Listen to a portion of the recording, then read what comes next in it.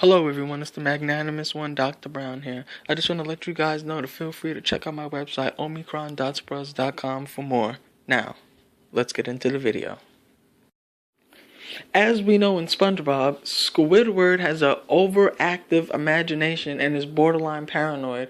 There have been multiple times throughout the history of SpongeBob where we see that Squidward thinks that SpongeBob is there when he's really not. Like, for instance, the snowball episode where Squidward builds a fort and SpongeBob and Patrick are already inside, and a tree branch drops some snow on Squidward's head, and Squidward thinks it's SpongeBob, and he just goes ballistic, talking about the first shot has been fired, and he's throwing random snowballs at a person that he can't even see and doesn't even know is there. Or in another episode where he thinks that SpongeBob is in his sewer line, when come to find out that the Krusty Krab has been closed all this time.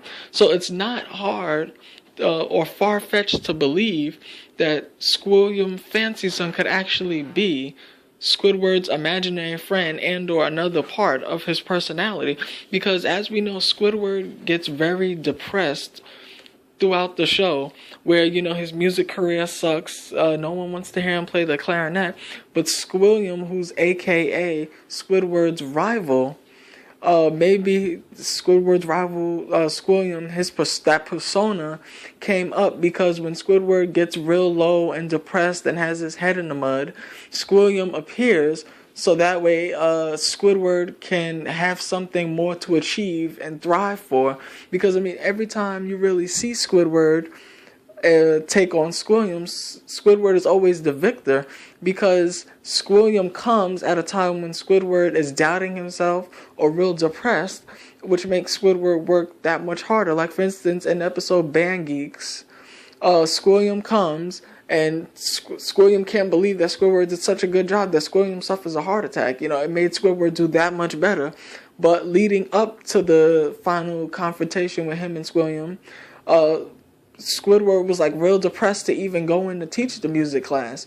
Or the episode where Squidward wanted to run the Krusty Krab, you know, and look how that turned out. But I think that might have been a loss for Squidward. But even though it was a loss for Squidward, it's still Squilliam, Squidward's other half, made Squidward want to go for his goals.